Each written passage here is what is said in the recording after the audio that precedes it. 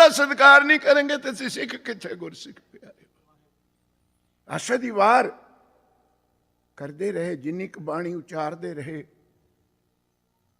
ਥੋੜਾ ਜਿਹਾ ਚਾਨਣਾ ਹੋਇਆ। ਭਾਈ ਮਰਦਾਨਾ ਜੀ ਨੇ ਰਬਾਬ ਬੰਦ ਕਰ ਦਿੱਤੀ। ਸਤਿਗੁਰ ਕਹਿੰਦੇ ਅਜੇ ਤੇ ਕੀਰਤਨ ਪੂਰਾ ਨਹੀਂ ਹੋਇਆ, ਰਬਾਬ ਕਿਉਂ ਬੰਦ ਕੀਤੀ? ਸਤਿਗੁਰ ਹੁਣ ਕਹਿੰਦਾ ਮਹਾਰਾਜ ਆਪਾਂ ਹਨੇਰੇ ਵਿੱਚ ਇੱਥੇ ਬੈਠ ਗਏ, ਹੁਣ ਮੈਨੂੰ ਪਤਾ ਲੱਗਿਆ ਤੁਹਾਡੀ ਤਾਂ ਪਿੱਠ ਹੈ, ਕਿਉਂਕਿ ਆਮੋ ਸਾਹਮਣੇ ਬੈਠਦੇ ਸੀ। ਤੁਹਾਡੇ ਪਿੱਛੇ ਇੱਕ ਮਰਿਆ ਹੋਇਆ ਕੁੱਤਾ ਪਿਆ, ਗਲੀਆਂ ਛੜੀਆਂ ਹੱਡੀਆਂ ਪਈਆਂ ਉਹਦੀਆਂ। ਆਓ ਉਠੋ, ਕਿਸੇ ਹੋਰ ਜਗ੍ਹਾ ਬੈਠ ਕੇ ਕੀਰਤਨ ਕਰੀਏ। ਹਨੇਰੇ ਵਿੱਚ ਆਪਾਂ ਨੂੰ ਪਤਾ ਨਹੀਂ ਲੱਗਿਆ। ਧੰਨ ਗੁਰੂ ਨਾਨਕ ਦੀਆਂ ਕੌਣ ਜਾਣੇ। ਸਤਿਗੁਰ ਕਹਿੰਦੇ ਮਰਦਾਨਿਆਂ ਕਿਉਂ ਘਬਰਾਉਣਾ? ਅੱਜ ਦਾ ਕੀਰਤਨ ਇਸ ਕੁੱਤੇ ਨੂੰ ਇਹ ਸੁਣਾਉਣਾ ਹੈ। ਅੱਜ ਕੇ ਆਖੋ ਸਤਿਨਾਮ, ਇਹਨੂੰ ਤੇ ਸੁਣਾਉਣ ਆਏ ਆਪਾਂ। ਮਰਿਆ ਹੱਡੀਆਂ ਇੱਕ ਵਾਰ ਗੁੰਜਾਓ ਗੁਰੂ ਨਾਨਕ ਦੇ ਨਾਂ ਨੂੰ, ਰਾਜੀਆਂ ਵਾਂਗ ਬੋਲਿਓ। ਜਿਵੇਂ 72 ਸਾਲ ਦਾ ਬੁੜਾ ਬੋਲਦਾ ਏਦਾਂ ਬੋਲੇ ਕਰੋ ਤੁਸੀਂ ਵੀ। ਧੰਨ ਬਾਬਾ ਨਾਨਕ ਤੂੰ ਹੀ ਨਿਰੰਕਾਰ। ਓਏ ਅੱਜ ਦਾ ਕੀਰਤਨ ਇਸੇ ਨੂੰ ਸੁਣਾਉਣੇ। ਦੁਬਾਰਾ ਕੀਰਤਨ ਆਰੰਭ ਹੋ ਗਿਆ। ਥੋੜਾ ਜਿਹਾ ਦਿਨ ਚੜਿਆ, ਸੰਗਤਾਂ ਮੇਲੇ ਦੀਆਂ ਨਹਾਉਣ ਆਈਆਂ ਗੰਗਾ ਜੀ ਤੇ ਸਤਿਗੁਰਾਂ ਦੀ ਮਿੱਠੀ ਆਵਾਜ਼ ਕੰਨਾਂ 'ਚ ਪੈ ਗਈ। ਨਹਾਉਣਾ ਭੁੱਲ ਗਏ ਲੋਕ, ਇੰਨਾ ਸੁਰੀਲਾ। ਹੁਣ ਤੁਸੀਂ ਆਪ ਜਜਮੈਂਟ ਕਰਿਓ ਜਰਾ। ਧੁਰਕੀ ਹੋਵੇ ਬਾਣੀ ਤੇ ਮਰਦਾਨੇ ਵਰਗਾ ਸਾਜੀ ਰਬਾਬ ਵਜਾਉਂਦਾ ਹੋਵੇ, ਗੁਰੂ ਨਾਨਕ ਗਾਉਂਦੇ ਹੋਣ, ਕਿਹੜਾ ਆਨੰਦ ਬੀਤਿਆ ਹੋਊਗਾ। ਅੱਜ ਕੇ ਆਖੋ ਸਤਿਨਾਮ। ਉਹ ਤਾਂ ਜਿਨ੍ਹਾਂ ਨੇ ਸੁਣ ਲਿਆ ਬਸ ਸੁਣ ਲਿਆ।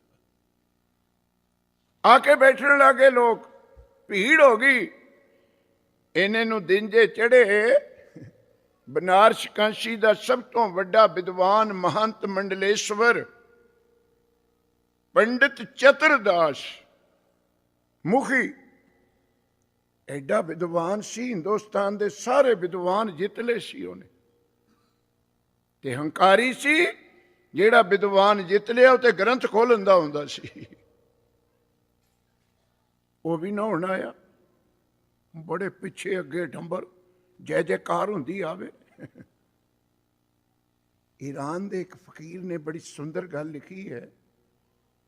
ਉਹ ਕਹਿੰਦਾ ਮੈਨੂੰ ਇੱਕ ਦਿਨ ਸੁਪਨਾ ਆਇਆ, ਬੜਾ ਇਕੱਠ ਜਲੂਸ, ਪਾਲਕੀ 'ਚ ਚੱਕਿਆ ਹੋਇਆ ਇੱਕ ਬੰਦਾ, ਫੁੱਲ ਬਰਸਾਉਂਦੇ ਜਾਣ, ਜੈ ਜੈਕਾਰ ਹੁੰਦੀ ਜਾਵੇ। ਕਹਿੰਦਾ ਮੈਂ ਪੁੱਛਿਆ ਕੌਣ ਹੈ? ਉਹ ਕਹਿੰਦੇ ਤੈਨੂੰ ਨਹੀਂ ਪਤਾ, ਇਹ ਹਜ਼ਰਤ ਮੁਹੰਮਦ ਸਾਹਿਬ ਹੈ। ਥੋੜੀ ਦੇਰ ਬਾਅਦ ਇੱਕ ਹੋਰ ਜਲੂਸ ਆ ਗਿਆ, ਨਿਰਸ਼ਿੰਗੇ ਵੱਜਣ, ਫੁੱਲ ਚੜਾਈਆਂ, ਬਸਤਰ ਵਿਛਾਉਂਦੇ ਫਿਰਨ ਲੋਕ। ਇਹ ਕੌਣ ਹੈ? ਇਹ ਈਸ਼ਾ ਜੀ ਹੈ, ਅੱਲਾ ਦੇ ਪਿਆਰੇ। ਫਿਰ ਆਇਆ, ਇਹ ਮੂਸਾ ਜੀ ਹੈ। ਕਹਿੰਦਾ 3-4 ਇਹ ਜਲਵੇ ਜਦੋਂ ਦੇਖੇ ਮੈਂ, ਫਿਰ ਮੈਨੂੰ ਅੱਲਾ ਪਾਕ ਨੇ ਇੱਕ ਗਿਆਨ ਦਿੱਤਾ। ਕਹਿੰਦਾ ਅੱਲਾ ਦੇ ਕਹਾਉਣ ਵਾਲਿਆਂ ਦੇ ਨਾਲ ਤਾਂ ਇੰਨੀ ਭੀੜ ਹੈ, ਅੱਲਾ ਦੇ ਨਾਲ ਕੋਈ ਹੈ ਹੀ ਨਹੀਂ। ਅੱਜ ਕੋ ਸਤਨਾਮ, ਉਹ ਇਕੱਲੇ ਹੀ ਤੁਰਿਆ ਫਿਰਦਾ ਹੈ। ਦੇਖੋ ਕੈਸੇ ਬਚਨ ਨੇ ਫਕੀਰਾਂ ਦੇ, ਜਿਹੜੇ ਅੱਲਾ ਦੇ ਫਕੀਰ ਕਰਾਉਣੇ ਹੈ। ਕਬੀਰ ਸਾਹਿਬ ਨੇ ਇਹੀ ਗੱਲ ਬਾਣੀ 'ਚ ਲਿਖੀ ਹੈ ਕਿ ਬੜੇ ਟੋਲੇ ਫਿਰਦੇ ਸੀ ਮੇਰੇ ਪਿੱਛੇ, ਪੰਡਤਾਂ ਦੇ ਪਿੱਛੇ ਬਨਾਰਸ ਵਿੱਚ ਹਜ਼ਾਰ, ਹੁਣ ਵੀ ਬਾਬਿਆਂ ਦੇ ਪਿੱਛੇ ਬਹੁਤ ਫਿਰਦੇ ਨੇ। ਪਰ ਕਹਿੰਦਾ ਇੱਕ ਗੱਲ ਵੇਖੀ, ਜੈ ਮਾਰਗ ਪੰਡਤ ਗਏ ਪਾਛੇ ਪਰੀ ਬਹੀਰ। ਜਿੱਧਰ ਨੂੰ ਤੁਰਦੇ ਸੀ ਬਹੀਰਾਂ ਹੀ ਬਹੀਰਾਂ। ਇੱਕ ਅਬਕਟ ਘਾਟੀ ਰਾਮ ਕੀ ਤੈਂ ਚੜ੍ਹ ਰਿਹੋ ਕਬੀਰ। ਜਦੋਂ ਮੈਂ ਵਾਹਿਗੁਰੂ ਦੀ ਘਾਟੀ ਚੜ੍ਹਨ ਲੱਗਿਆ ਨਾ, ਇਕੱਲਾ ਹੀ ਰਹਿ ਗਿਆ, ਨਾ ਕੋਈ ਪਿੱਛੇ ਨਾ ਕੋਈ ਅੱਗੇ। ਕੋ ਸਤਨਾਮ, ਮੈਂ ਇਕੱਲਾ ਹੀ ਰਹਿ ਗਿਆ। ਬੜਾ ਇਕੱਠ ਉਸ ਚਤਰਦਾਸ ਪੰਡਤ ਦੇ ਨਾਲ। ਜਦ ਉਹਨੇ ਵੇਖਿਆ ਭੀੜ, ਨਾ ਮੰਦਰ, ਨਾ ਛੇਤਰ, ਨਾ ਧਰਮਸ਼ਾਲਾ, ਸੇਵਕਾਂ ਨੂੰ ਕਹਿੰਦਾ ਇੱਥੇ ਲੋਕ ਇਕੱਠੇ ਕਿਉਂ ਹੋਏ ਹੈ? ਦੱਸ ਦਿੱਤਾ ਇੱਥੇ ਸਤਿਗੁਰ ਨਾਨਕ ਆਏ ਨੇ, ਕੀਰਤਨ ਹੋ ਰਿਹਾ ਹੈ, ਕੀਰਤਨ ਸੁਣ ਰਹੇ ਨੇ। ਕਿੱਥੇ ਗੱਲ ਹੁਣ ਚੰਗੀ ਲੱਗੇ? ਈਰਖਾ, ਦੁਆਇਸ਼। ਈਰਖਾ ਦੀ ਨਿਸ਼ਾਨੀ ਸੁਣੋ ਕੀ ਹੈ। ਬੁਰੀ ਗੱਲ, ਗਲਤ ਗੱਲ, ਕਿਸੇ ਨੂੰ ਗਲਤ ਲੱਗੇ ਉਹਨੂੰ ਈਰਖਾ ਨਹੀਂ ਕਹਿਣਾ। ਜਿਹਨੂੰ ਚੰਗੀ ਵੀ ਗਲਤ ਲੱਗੇ ਉਹ ਈਰਖਾ ਹੈ। ਅਜ ਕੇ ਆਖੋ ਸਤ, ਉਹ ਦੁਆਇਸ਼ ਹੈ। ਜਿਹੜਾ ਚੰਗੀ ਨੂੰ ਵੀ ਮਾੜੀ ਸਿੱਧ ਕਰੇ। ਤਾਈ ਭਾਈ ਗੁਰਦਾਸ ਜੀ ਨੇ ਫਿਰ ਪੌੜੀ ਲਿਖੀ ਕਿ ਸੂਰਜ ਚੜ੍ਹਿਆ ਵੇਖ ਕੇ ਉੱਲੂ ਘਬਰਾਵੇ। ਆਪਾਂ ਤਾਂ ਡੀਕਦੇ ਹਾਂ ਕਦ ਚੜ੍ਹੇ ਹਾਈਡਰੋ ਦਾ ਬਿਜਲੀ ਦਾ ਬਿੱਲ ਖਤਮ ਹੋਵੇ, ਚੰਨਾ ਹੋਵੇ, ਕੰਮਕਾਰ ਕਰੀਏ। ਉਹ ਉੱਲੂ ਵਿਚਾਰਾ ਸਾਰੀ ਰਾਤ ਦਰਖਤ ਤੇ ਬੈਠਾ ਇਹੀ ਅਰਦਾਸਾਂ ਕਰੀ ਜਾਂਦਾ, ਸੱਚੇ ਪਾਤਸ਼ਾਹ ਨੂੰ ਢੱਕ ਕੇ ਹੀ ਰੱਖੀ, ਇਹਨੂੰ ਪ੍ਰਗਟ ਨਾ ਕਰੀ, ਕਿਉਂਕਿ ਉਹਦੇ ਚੜ੍ਹੇ ਤੇ ਉਹਦੀ ਰੋਸ਼ਨੀ ਬੰਦ ਹੋ ਜਾਣੀ। ਦੂਆ ਪ੍ਰਮਾਣ, ਮੈਲੇ ਦੀਆਂ ਮੱਖੀਆਂ ਸੁਗੰਧ ਨਾ ਭਾਵੇ।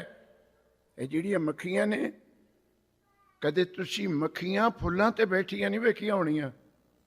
ਜਿੱਥੇ ਗੰਧ ਹੋਊ ਉੱਥੇ ਨੂੰ ਨੱਠੀਆਂ ਜਾਣਗੀਆਂ। ਭਾਈ ਗੁਰਦਾਸ ਜੀ ਨੇ ਕਵਿਤ ਵੀ ਲਿਖਿਆ ਹੈ, ਪਰਮ ਸੁਗੰਧੀ ਪਰਮਾਖੀ ਨ ਰਹਿਤ ਰਾਖੀ, ਮਹਾ ਦੁਰਗੰਧ ਤਹਾਂ ਬੇਗ ਚੱਲ ਜਾਤ ਹੈ। ਜੇ ਫੁੱਲ ਤੇ ਫੜ ਕੇ ਵੀ ਬਿਠਾਓ ਨਾ, ਨਹੀਂ ਬੈਠਦੀ। ਤੇ ਜਿੱਧਰ ਗੰਦਗੀ ਹੈ 80-100 ਕਿਲੋਮੀਟਰ ਤੇ ਨੱਠੂਗੀ ਉਧਰ।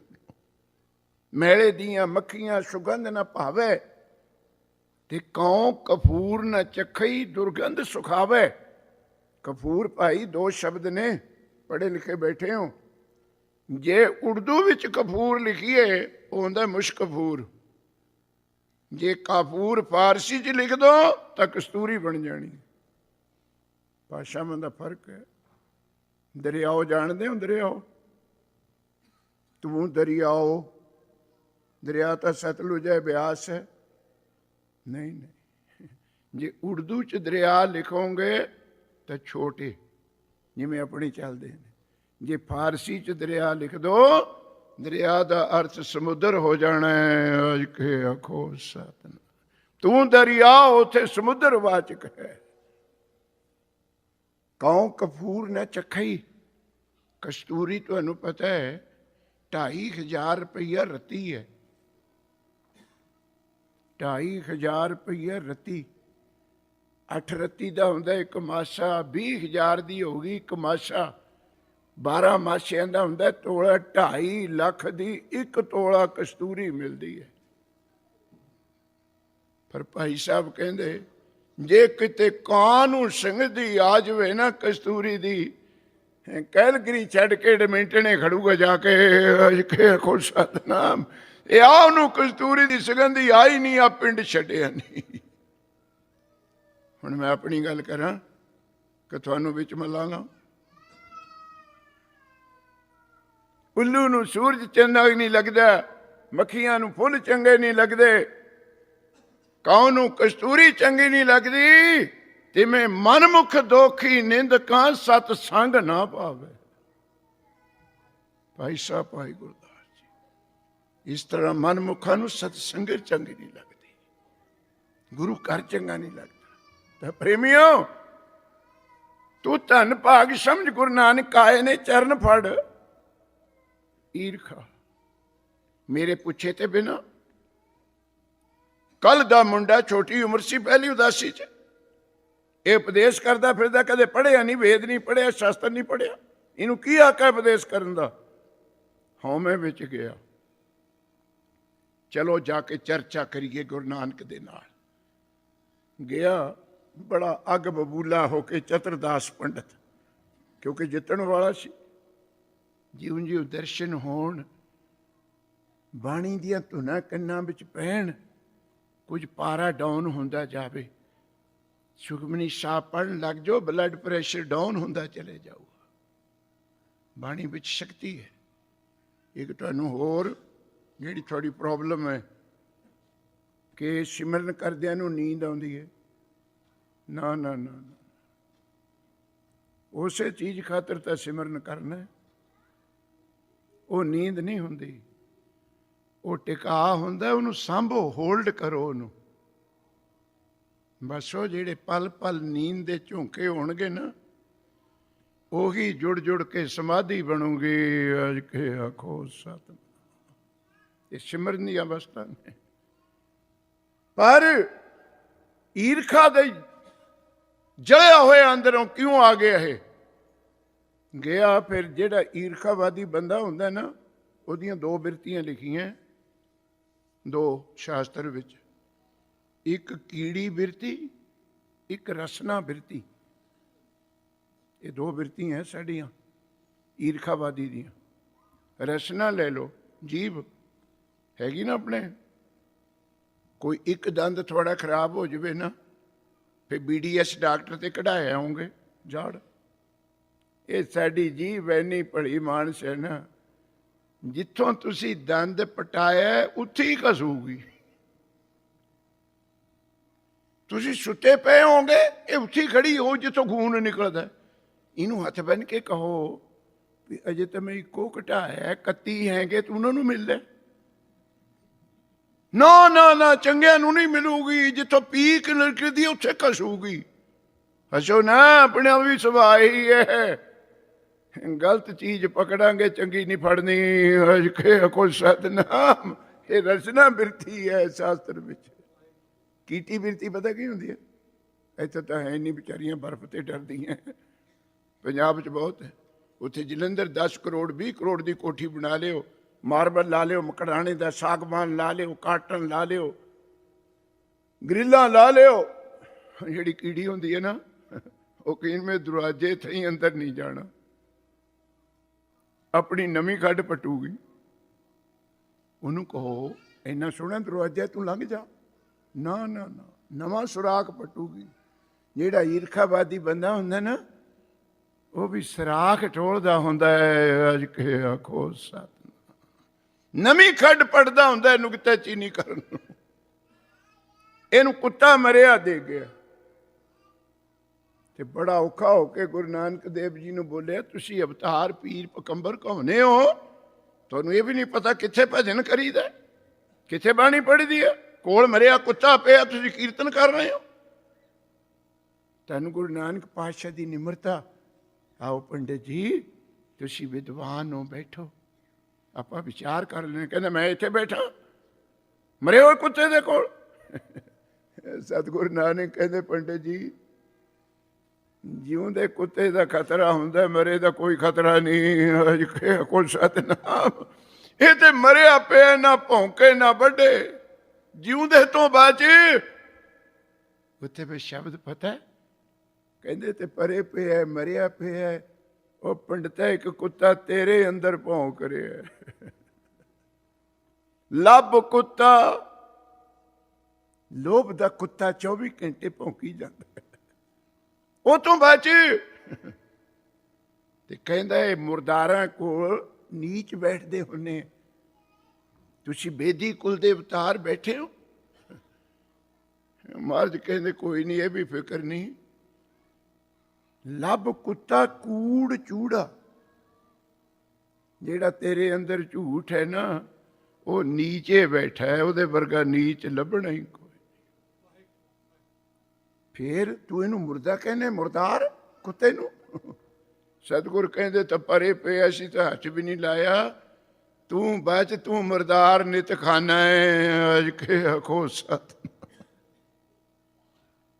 ਤੁਹਾਡੇ ਬਚਨ ਖਾਤਰ ਮੈਂ ਬੇਨਤੀ ਕਰਦਾ ਹੂੰ, ਤਾਂ ਮੇਰਾ ਖਿਆਲ ਵੀ ਤੁਸੀਂ ਮੰਨਣੀ ਨਹੀਂ, ਪਰ ਦੱਸਣਾ ਪੈਂਦਾ। 2 ਮੁਰਦਾਰ ਨੇ ਗੁਰੂ ਗ੍ਰੰਥ ਸਾਹਿਬ ਵਿੱਚ, ਬਚ ਕੇ ਰਹੋ। ਕੂੜ ਬੋਲ ਮੁਰਦਾਰ ਖਾਏ, ਇਹ ਗੁਰੂ ਗ੍ਰੰਥ ਸਾਹਿਬ ਦਾ ਹੁਕਮ ਹੈ, ਮੇਰਾ ਨਹੀਂ। ਜਦੋਂ ਝੂਠ ਬੋਲੇਗਾ ਮੁਰਦਿਆਂ ਨੂੰ ਖਾ ਰਹੇ हैं। ਨੰਬਰ 2, ਗੁਰ ਪੀਰ ਹਾਮਾ ਤਾਂ ਭਰੈ, ਜਾਂ ਮੁਰਦਾਰ ਨਾ ਖਾਏ। ਇਹ ਚੂਚੇ ਚਾਚੇ ਖਾਣ ਤੋਂ ਹਟ ਜੋ। ਕੇ ਆਖੋ ਸਤਨਾਮ। ਛੱਡ ਦਿਓ ਜੀਭ ਦੇ ਸਵਾਦਾਂ ਨੂੰ। 36 ਪਦਾਰਥ ਦਿੱਤੇ ਆ ਵਾਹਿਗੁਰੂ ਨੇ, ਕਿੰਨੇ ਅਮੋਲਕ ਚੀਜ਼ਾਂ। ਵਿਖ ਨੂੰ ਕਰਦੇ ਤੁਸੀਂ। ਉਹ ਤੇਰੇ ਅੰਦਰ ਕੁੱਤਾ ਹੈ ਮੁਰਦਾਰ, ਮੁਰਦਾ। ਝੂਠ ਬੋਲ ਬੋਲ ਕੇ ਫੇਰ ਵੀ ਨਹੀਂ ਸਮਝਿਆ। ਕਹਿੰਦਾ ਇਹੀਆਂ ਜਿਹੀਆਂ ਗੱਲਾਂ ਮੈਨੂੰ ਨਹੀਂ ਆਉਂਦੀਆਂ, ਮੈਂ ਸ਼ਾਸਤਰ ਪੜ੍ਹਿਆ ਹੋਇਆ, ਮੇਰੇ ਨਾਲ ਸ਼ਾਸਤਰ ਅਰਥ ਕਰੋ। ਇਹ ਤਾਂ ਤੇਰੀਆਂ ਆਪਣੀਆਂ ਬਣਾਈਆਂ ਗੱਲਾਂ ਨੇ। ਜਦ ਨਾ ਹੀ ਹਟਿਆ ਨਾ, ਸਤਿਗੁਰ ਕਹਿੰਦੇ ਪੰਡਿਤ ਜੀ ਬੋਲੋ ਫਿਰ ਜਿਹੜਾ ਸ਼ਲੋਕ ਬੋਲਣਾ, ਬੋਲੋ ਜਿਹੜਾ ਸ਼ਾਸਤਰ ਬੋਲਣਾ। ਤੁਹਾਡੇ ਸ਼ਲੋਕ ਦਾ ਅਰਥ ਇਸ ਕੁੱਤੇ ਤੋਂ ਹੀ ਕਰਾਵਾਂਗੇ। ਅਜ ਕੇ ਆਖੋ ਇਹ ਕੁੱਤਾ ਜਵਾਬ ਦੇਊਗਾ। ਇਹ ਗੱਲ ਸਹਿਣ ਜੋਗੀ ਨਹੀਂ ਸੀ। ਸਾਰੇ ਹਿੰਦੁਸਤਾਨ ਦਾ ਜੇਤੂ ਵਿਦਵਾਨ ਗੁੱਸਾ ਹੋ ਗਿਆ, ਕ੍ਰੋਧ ਹੋ ਗਿਆ। ਤੂੰ ਮੇਰੀ ਤੋਹੀਨ ਕਰਨਾ, ਮੇਰੇ ਸਵਾਲਾਂ ਦਾ ਜਵਾਬ ਤਾਂ ਕੋਈ ਵਿਦਵਾਨ ਨਹੀਂ ਦੇ ਸਕਦਾ, ਮਰਿਆ ਕੁੱਤਾ ਕੀ ਦਊਗਾ। ਜਦ ਇਹ ਕੌੜੇ ਜੇ ਬਚਨ ਬਾਬੇ ਨਾਨਕ ਜੀ ਨੂੰ ਬੋਲਿਆ ਨਾ, ਫੇਰ ਉਸ ਕੁੱਤੇ ਦੀ ਰੂਹ ਚੋਂ ਆਵਾਜ਼ ਆਈ। ਇਹ ਤੁਹਾਡਾ ਇਤਿਹਾਸ ਹੈ ਬਨਾਰਸ ਦਾ, ਤੇ ਮੈਨੂੰ ਖਿਮਾ ਕਰ ਦਿਓ, ਗੁਰੂ ਗ੍ਰੰਥ ਸਾਹਿਬ ਵਿੱਚ ਲਿਖਿਆ ਹੋਇਆ, ਬਾਹਰ ਦੀਆਂ ਗੱਲਾਂ ਨਹੀਂ ਹੈ, ਵਿੱਚੋਂ ਤੁਹਾਨੂੰ ਸੁਣਾ ਦੇਣਾ। ਕੁੱਤੇ ਦੀ ਰੂਹ ਵਿੱਚੋਂ ਆਵਾਜ਼ ਆਈ। ਇਹਨੂੰ ਉਰੇ ਲਿਆਓ, ਥੋੜੀ ਜਿਹੀ ਟੇਪ ਸਵਾਰ ਕੇ ਭਰ ਹੋ ਜਾਵੇ, ਰਿਕਾਰਡਿੰਗ ਹੁੰਦੀ ਹੈ। ਆਖੋ ਸਤਨਾਮ। ਲੰਘ ਗਿਆ। ਹੁਣ ਤਾਂ ਸੈਕਟਰੀ ਸਾਹਿਬ ਨੇ ਕਹੇ ਦਿੱਤਾ ਵੀ ਕੱਲ ਨੂੰ ਅਖੀਰ ਲਈ ਦੀਵਾਨ ਹੈ। ਮੈਂ ਬੈਠਾ ਕੰਬਦਾ ਤਾ, ਮੈਂ ਕਿਹਾ ਮੈਂ ਤਾਂ ਹੋਰ ਵੀ ਲਾਉਣੇ ਹੈ, ਜਿਹਨੇ ਕਹੇ ਤਾਂ ਅਖੀਰ ਦਾ ਹੀ ਹੈ। ਇੱਥੇ ਭੋਗ ਪਾਤਾ, ਪਾਲਣ ਦਾ ਰੌਲਾ ਕੋਈ ਨਹੀਂ। ਫੇਰ ਇੱਕ ਵਾਰ ਆਖੋ ਸਤਨਾਮ। ਤਾਂ ਪ੍ਰੇਮੀਓ, ਮੇਰੇ ਸਵਾਲ ਦਾ ਜਵਾਬ ਕੁੱਤਾ ਮੇਰੇ ਤੋਂ ਕੋਈ ਪੰਡਤ ਨਹੀਂ ਦੇ ਸਕਦਾ। ਕੌੜੇ ਬਚਨ ਬੋਲਿਆ, ਕੁੱਤੇ ਦੀ ਰੂਹ ਚੋਂ ਆਵਾਜ਼ ਆਈ। ਓ ਚਤੁਰਦਾਸ ਪੰਡਤ, ਮੈਨੂੰ ਕੁੱਤਾ ਨਾ ਕਹੋ, ਮੈਂ ਤੇਰਾ ਸਕਾ ਬਾਬਾ ਗੋਪਾਲ ਦੱਤ ਹਾਂ। ਕੁੱਤੇ ਦੀ ਜੂਨ ਵਿੱਚ ਇਹ ਜਿਹੜੇ ਬਚਨ ਦਾਸ ਸੁਣਾ ਰਹੇ ਨਾ, ਇਹ ਕਿਤੇ ਬਨਾਰਸ ਜਾ ਕੇ ਕਾਂਸੀ ਦੇ ਪੰਡਤਾਂ ਤੋਂ ਸੁਣਿਓ। ਉਹ ਮੰਦਿਰ ਵਿੱਚ ਸੁਣਾਉਣਗੇ ਤੁਹਾਨੂੰ ਇਹ ਬਚਨ। ਮੈਂ ਤੇਰਾ ਬਾਬਾ ਹੈ। ਕਹਿੰਦਾ ਇਹ ਵੀ ਝੂਠ। ਗੁਰੂ ਨਾਨਕ ਨੂੰ ਕਾਲਾ ਇਲਮ ਆਉਂਦਾ ਹੈ, ਹੱਡੀਆਂ ਚੋਂ ਰੂਹਾਂ ਬੁਲਾਉਂਦਾ। ਇਹ ਮੇਰਾ ਬਾਬਾ ਕਦੇ ਵੀ ਕੁੱਤੇ ਦੀ ਜੂਨੀ ਚ ਨਹੀਂ ਪੈ ਸਕਦਾ। ਉਹ ਸਾਰੀ ਜ਼ਿੰਦਗੀ ਬਨਾਰਸ ਰਿਹਾ, ਵੇਦ ਪੁਰਾਣਾਂ ਦੀ ਕਥਾ ਕਰਦਾ ਰਿਹਾ, ਗੰਗਾ ਚ ਨਹਾਉਂਦਾ ਰਿਹਾ। ਇਹ ਝੂਠ ਹੈ, ਮੇਰਾ ਬਾਬਾ ਤੂੰ ਨਹੀਂ ਹੈ। ਫੇਰ ਆਵਾਜ਼ ਆਈ, ਕਹਿੰਦੇ ਬਾਬਾ ਹੀ ਹੈ। ਮੈਂ ਕੁੱਤਾ ਤਾਂ ਬਣਿਆ ਜਿਹੜਾ ਤੈਨੂੰ ਰੋਗ ਹੈ ਉਹੀ ਮੈਨੂੰ ਤਾਂ ਖੁਸ਼। ਇੱਕੋ ਰੋਗ ਦੇ ਮਰੀਜ਼ ਹੈ ਆਪਾਂ। ਆ ਤੈਨੂੰ ਵੀ ਹਉਮੈ ਦਾ ਰੋਗ, ਵਿਦਵਾਨ ਹੈ, ਪੰਡਿਤ ਹੈ। ਇੱਥੇ ਕੋਈ ਸਾਧੂ ਆ ਗਿਆ ਸੀ, ਉਹ ਵੀ ਰੱਬ ਦਾ ਪਿਆਰਾ ਸੀ। ਉਹਦੀ ਉਪਮਾ ਹੋਈ, ਵਡਿਆਈ ਹੋਈ। ਕਿਸੇ ਸਾਧ ਸੰਤ ਦੀ ਉਪਮਾ ਨਹੀਂ, ਗੁਣ ਦੀ ਉਪਮਾ ਹੁੰਦੀ ਹੈ, ਵਾਹਿਗੁਰੂ ਦੇ ਨਾਮ ਦੀ ਉਪਮਾ ਹੁੰਦੀ ਹੈ। ਬੇਥੋਂ ਜਰੀ ਨਾ ਗਈ। ਤੇ ਮੈਂ ਵੀ ਤੇਰੇ ਵਾਂਗ ਉਸ ਸਾਧੂ ਕੋਲ ਚਲਿਆ ਗਿਆ ਤੇ ਉਹਨੂੰ ਕਿਹਾ ਮੇਰੇ ਨਾਲ ਸ਼ਾਸਤਰ ਅਰਥ ਕਰ, ਗਿਆਨ ਚਰਚਾ ਕਰ। ਕਹਿੰਦਾ ਉਹਨੇ ਹੱਥ ਬੰਨ ਤੇ ਜੀ ਮੈਂ ਪੜ੍ਹਿਆ ਹੋਇਆ ਨਹੀਂ, ਮੈਂ ਤੇ ਯਾਤਰਾ ਕਰਨਾ ਹੈ, ਇਸ਼ਨਾਨ ਕਰਨਾ ਹੈ। ਕਹਿੰਦਾ ਮੇਰੀ ਹਉਮੈ ਹੋਰ ਵੱਧ ਗਈ, ਜੇ ਪੜ੍ਹਿਆ ਨਹੀਂ ਤੇ ਸਾਧ ਕਿਉਂ ਬਣਿਆ, ਕੱਪੜੇ ਕਿਉਂ ਪਾਏ ਨੇ ਇਹ। ਤੁਸੀਂ ਵੀ ਕਹਿ ਦੋਗੇ ਜੇ ਵਕੀਲੇ ਨਹੀਂ ਹੈ ਇਹੋ ਜਿਹੀ ਵਰਦੀ ਕਾਹਨੂੰ ਪਾਈ ਹੈ, ਕੁਛ ਨਾ ਮੋਟੀ ਜਿਹੀ ਗੱਲ। ਜਦੋਂ ਨਾ ਹੀ ਹਟਿਆ, ਫਿਰ ਉਸ ਮਹਾਂਪੁਰਸ਼ ਦੇ ਮੂੰਹ ਤੋਂ ਬਚਨ ਨਿਕਲ ਗਿਆ, ਹੈ ਤਾਂ ਤੂੰ ਪੰਡਿਤ ਪਰ ਤੇਰੀ ਬੋਲੀ ਕੁੱਤਿਆਂ ਵਾਲੀ ਹੈ। ਅਜ ਕੇ ਆਖੋ ਸਤਿ। ਤੂੰ ਤੇ ਕੁੱਤੇ ਮੰਗ ਭੌਂਕਦਾ। ਬਸ ਅੰਡ ਬਨਾਸੀ ਜੇਰ ਬਨਾਸੀ ਉਤਪੁਜ ਸੇਤ ਬਿਨਾਦਾ, ਇੱਕ ਸਾਧ ਬਚਨ ਅਟਲਾਦਾ। ਕੋਈ ਹੋਵੇ ਸਾਧੂ। ਦਾਸ ਜਿੱਥੇ ਸੰਸਕ੍ਰਿਤ ਪੜ੍ਹਦਾ ਸੀ ਪੰਡਿਤ ਰਘੁਵਰ ਦਾਸ ਜੀ ਮਹਾਰਾਜ, ਐਸੀ ਸਾਧੂ ਸੀ। ਜੋ ਬਚਨ ਕਰ ਦਿੰਦੇ ਸੀ ਨਾ, ਪਿੰਡ ਵਾਲੇ ਨੇ ਕਹਿ ਦੇਣਾ ਹੋ ਗਿਆ। ਸ਼ੰਕਾ ਨਹੀਂ ਸੀ ਕਰਦੇ, ਹੋ ਗਿਆ। ਇੱਕ ਦਿਨ ਮਹਾਂਪੁਰਸ਼ ਆਏ, ਉਹ ਕਹਿੰਦੇ ਬਾਬਾ ਜੀ ਇਹ ਰੱਬ ਤੁਹਾਤੇ ਇੰਨਾ ਕਿਉਂ ਡਰਦਾ ਹੈ? ਜੋ ਕੁਛ ਕਹਿ ਦਿੰਦੇ ਉਹੀ ਕਰਦਾ ਹੈ। ਬੜੇ ਉੱਚੀ ਬਿਰਤੀ ਦੇ ਸੀ। ਜੋ ਤੁਸੀਂ ਕਹਿੰਦੇ ਹੋ ਕਹਿੰਦੇ ਤੈਨੂੰ ਪਤਾ ਨਹੀਂ ਕਾਹਤੇ ਡਰਦਾ।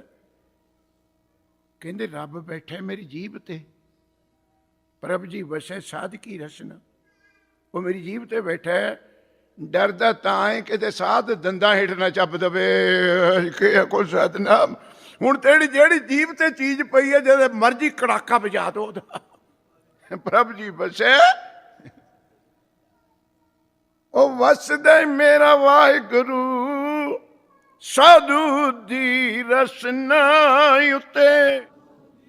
ਧੰਨ ਗੁਰੂ ਅਰਜਨ ਦੇਵ ਤੋਂ ਸਿੱਖਾਂ ਨੇ ਪੁੱਛਿਆ, ਕੋ ਕਹਿ ਤੋ ਸਭ ਬਾਹਰ ਬਾਹਰ, ਕੋ ਕਹਿ ਤੋ ਸਭ ਮਹੀਓ। ਕਈ ਕਹਿੰਦੇ ਬਾਹਰ ਹੈ, ਪਤਾਲਾਂ ਚ ਆਕਾਸ਼ਾਂ ਵਿੱਚ, ਤੇ ਕਈ ਕਹਿੰਦੇ ਸਾਰਿਆਂ ਦੇ ਵਿੱਚ ਹੈ। ਤੁਸੀਂ ਦੱਸੋ ਕਿੱਥੇ ਹੈ? ਬਾਣੀ ਸੁਣੋ ਗੁਰੂ ਅਰਜਨ ਦਾ ਹੁਕਮ। ਕੋ ਕਹਿ ਤੋ ਸਭ ਬਾਹਰ ਬਾਹਰ, ਕੋ ਕਹਿ ਤੋ ਸਭ ਮਹੀਓ। ਨਾਨਕ ਕਹਿਤ ਸੁਨੋ ਰੇ ਲੋਗਾ, ਸੰਤ ਰਸਨ ਕੋ ਵਸਈਓ। ਜੇ ਮੈਥੋਂ ਪੁੱਛਦੇ ਆ, ਉਹ ਆਪਣੇ ਪਿਆਰਿਆਂ ਦੀ ਜੀਭ ਤੇ ਬੈਠਾ ਹੈ। ਅਜ ਕੇ ਆਖੋ ਸਤ। ਉਹਨੇ ਬਚਨ ਕਰਤਾ, ਕਿਉਂ ਕੁੱਤੇ ਵਾਂਗ ਭੌਂਕਦਾ ਹੈ? ਝਗੜਾ ਚੁਗੜਾ ਛੱਡ ਦੇ, ਚਰਨ ਫੜ ਲੈ, ਸ਼ਾਸਤਰ ਅਰਥ ਫੇਰ ਕਰੀ। ਪਹਿਲਾਂ ਮੈਨੂੰ ਕੁੱਤੇ ਦੀ ਜੂਨੀ ਚੋਂ ਛਡਾ ਦੇ। ਅਜ ਕੇ ਆਖੋ ਸਤ। ਫਿਰ ਪਤਾ ਲੱਗ ਗਿਆ। ਸਤਿਗੁਰਾਂ ਨੂੰ ਕਹਿੰਦਾ ਮਹਾਰਾਜ ਤੇ ਲਾਹਣਤ ਦੀ ਗੱਲ ਹੈ। ਇਹ ਬਨਾਰਸ ਉਹ ਹੈ ਜਿੱਥੇ ਆ ਕੇ ਜਿਹੜਾ ਮਰ ਜਾਵੇ ਉਹੀ ਮੁਕਤ ਹੁੰਦਾ, ਤੇ ਮੇਰਾ ਬਾਬਾ ਹੀ ਕੁੱਤਾ ਬਣਿਆ ਫਿਰਦਾ। ਦੇਖੋ ਤੀਰਥਾਂ ਦਾ ਵਹਿਮ ਕੱਢਿਆ ਸਾਡਾ। ਪਹਿਲੀ ਉਦਾਸੀ, ਕਿਰਪਾ ਕਰੋ ਇਹਦੀ ਮੁਕਤੀ ਕਰੋ। ਉੱਥੇ ਤੁਹਾਨੂੰ ਪਤਾ ਹੈ ਫਿਰ ਸੰਸਕ੍ਰਿਤ ਦੇ 4 ਸ਼ਬਦ ਉਚਾਰੇ ਹੈ। ਇੱਕ ਸੰਸਕ੍ਰਿਤ ਹੁੰਦੀ ਹੈ, ਇੱਕ ਸਹਿਸਕ੍ਰਿਤ ਹੁੰਦੀ ਹੈ। ਪਾਠ ਦੋਵੇਂ ਨੇ ਗੁਰੂ ਗ੍ਰੰਥ ਸਾਹਿਬ ਵੀ, ਜੇ ਕਿਤੇ ਨਿਗਾਹ ਨਾਲ ਕਰੋਗੇ। ਸਹਸਕ੍ਰਿਤੀ ਮਾਂ ਹੈ, ਸੰਸਕ੍ਰਿਤ ਉਹਦੀ ਧੀ ਹੈ। ਸਹਸਕ੍ਰਿਤੀ ਦਾ ਨਾਮ ਕਿਉਂ ਹੈ? ਸਹਸ ਨਾਮ ਹੈ ਹਿੰਦੀ ਵਿੱਚ 1000 ਦਾ। ਸਹਸ ਸਹੰਸਰ। ਕਿਉਂ ਸਹਸਕ੍ਰਿਤੀ? 1000 ਮੂੰਹਾਂ ਵਾਲੇ ਸ਼ੇਸ਼ ਨਾਗ ਨੇ ਉਚਾਰੀ ਹੈ। ਅਜ ਕੇ ਆਖੋ ਸਤ। ਸਹਸਕ੍ਰਿਤੀ ਉਹਦੇ ਵਿੱਚੋਂ ਨਿਕਲੀ ਸੰਸਕ੍ਰਿਤ। ਉਹਦੀ ਧੀ ਮੰਨਿਆ ਸੰਸਕ੍ਰਿਤ ਨੂੰ। ਉੱਥੇ ਫਿਰ ਸ਼ਬਦ ਉਚਾਰਿਆ, ਕਹਿੰਦੇ ਬਹਿ ਜਾ। ਇਸ ਕਲਯੁਗ ਵਿੱਚ ਬਾਣੀ ਤੋਂ ਬਿਨਾਂ ਪਾਰ ਉਤਾਰਾ ਨਹੀਂ ਹੋਣਾ। ਉੱਥੇ ਫਿਰ ਸ਼ਬਦ ਉਚਾਰਿਆ, ਸੋਹਣਾ ਢੇੜਿਆ ਉਹਨਾਂ ਦੇ ਪਾਪ ਨੂੰ। ਗੁਰੂ ਮਹਾਰਾਜ ਬਚਨ ਕਰਦੇ ਨੇ, ਪੜ ਪੁਸਤਕ ਸੰਧਿਆ ਬਾਦਨ। ਇਹ ਗੰਗਾ ਦੇ ਕੰਢੇ ਬਨਾਰਸ ਉਚਾਰਿਆ, ਕੁੱਤੇ ਮਰੇ ਹੋਏ ਕੋਲ ਸ਼ਬਦ। ਆਸ਼ਾ ਦੀ ਵਾਰ ਦੇ ਸ਼ਲੋਕ ਵਿੱਚ ਆਉਂਦਾ। ਉਹ ਪੰਡਿਤਾ ਬੜੇ ਗ੍ਰੰਥ ਪੜ੍ਹੇ ਤੈਂ, ਪੜ ਪੁਸਤਕ ਸੰਧਿਆ ਗਾਇਤਰੀ ਵੀ ਕੀਤੀ, ਪਰ ਜਿੰਨੇ ਗ੍ਰੰਥ ਤੂੰ ਪੜ੍ਹੇ ਇਹ ਝਗੜਾ ਕਰਨ ਖਾਤਰ ਪੜ੍ਹੇ। ਵਾਦਨ, ਇੱਕ ਦੂਏ ਨੂੰ ਜਿੱਤਣ ਖਾਤਰ, ਦੂਏ ਦੀ ਬੇਇੱਜ਼ਤੀ ਕਰਨ ਖਾਤਰ। ਪੜ ਪੁਸਤਕ ਸੰਧਿਆ ਬਾਦਨ। ਸਿਲ ਪੂਜਸ। ਤੁਸੀਂ ਪੱਥਰ ਦੀਆਂ ਮੂਰਤਾਂ ਨੂੰ ਪੂਜਦੇ ਹੋ, ਪਰ ਬਗਲ ਸਮਾਧਨ, ਬਗਲੇ ਦੀ ਸਮਾਧੀ। ਇੱਕ ਟੰਗ ਤੇ ਖੜਾ ਹੁੰਦਾ। ਵੀਡੀਓ ਵਾਲੇ ਕਦੇ ਬਗਲੇ ਦੀ ਬਣਾਈ ਤੂੰ ਵੀਡੀਓ। ਜਦ ਇੱਕ ਟੰਗ ਤੇ ਖੜਾ ਹੋਵੇ ਨਾ ਦਰਿਆ 'ਚ, ਉਹਦਾ ਸਾਹ ਲੈਂਦਾ ਵੀ ਨਹੀਂ ਦਿਖੂਗਾ। ਉਹ ਪਤਾ ਹੀ ਲੱਗਦਾ ਉਦੋਂ ਹੈ ਜਦੋਂ ਸਾਬਤੀ ਡੱਡੀ ਨੂੰ ਅੰਦਰ ਕਰ ਲੈਂਦਾ ਹੈ। ਅਜੇ ਆਖੋ ਸਤਨਾਮ। ਸਾਹ ਲੈਂਦੇ ਦਾ ਪਤਾ ਨਹੀਂ ਲੱਗਦਾ, ਪਰ ਸਾਬਤਾ ਹੀ ਡੱਡੂ ਅੰਦਰ। ਤੁਸੀਂ ਵੀ ਮੂਰਤੀਆਂ ਦੇ ਮੂਹਰੇ ਐਂ ਬੈਠਦੇ ਹੋ, ਬਗਲੇ ਦੀ ਸਮਾਧੀ। ਸਿਲ ਪੂਜਸ ਬਗਲ। ਤੁਸੀਂ ਵੀ ਮੂਰਤੀ ਨੂੰ ਨਹੀਂ ਦੇਖਦੇ, ਆਉਣ ਵਾਲੇ ਨੂੰ ਦੇਖਦੇ ਵੀ ਚੁਆਨੀ ਚੜਾਈ ਹੈ ਕਠਿਆਨੀ। ਅਜੇ ਆਖੋ ਸਤ। ਤ੍ਰੈਪਾਲ ਤੇ ਹਾਲ ਵਿਚਾਰ। ਤ੍ਰੈਪਾਲ ਗਾਇਤਰੀ ਦੀਆਂ 3 ਪਾਲਾਂ ਨੇ। ਨੋਟ ਕਰਿਓ, ਹਿਸਟੋਰੀਕਲ ਪੁਆਇੰਟ ਹੈ। ਗਾਇਤਰੀ 3 ਲਾਈਨਾਂ 'ਚ ਹੈ, ਜ਼ਿਆਦਾ ਨਹੀਂ ਹੈ। ਤ੍ਰੈਪਾਲ 3 ਲਾਈਨਾਂ ਹੈ ਗਾਇਤਰੀ ਮੰਤਰ ਦੀਆਂ। ਤੁਸੀਂ ਪੜ੍ਹਦੇ ਹੋ ਤੇ ਹਾਲ ਵਿਚਾਰਨ ਉਹਨਾਂ ਤਿੰਨਾਂ ਹੈ ਕੀ ਗੈਂਤਰੀ ਸੂਰਜ ਦੀ ਪੂਜਾ ਹੈ। ਨੋਟ ਕਰ ਲਿਓ, ਗਾਇਤਰੀ ਨਾਂ ਸੁਣਿਆ ਹੋਣਾ ਤੁਸੀਂ, ਦਾਸ ਤੋਂ ਤਾਂ ਕਥਾ ਕਰਾਈ ਉਹਨਾਂ ਨੇ। ਸੂਰਜ ਦੀ ਪੂਜਾ ਹੈ ਗਾਇਤਰੀ, ਕੀਰਤਨ ਦੀ ਪੂਜਾ ਹੈ। ਤੁਸੀਂ ਗਾਇਤਰੀ ਪੜ੍ਹਦੇ ਹੋ ਦੁਪਹਿਰੇ ਨੂੰ ਵੀ, ਸ਼ਾਮ ਨੂੰ ਵੀ, ਸਵੇਰ ਨੂੰ ਵੀ।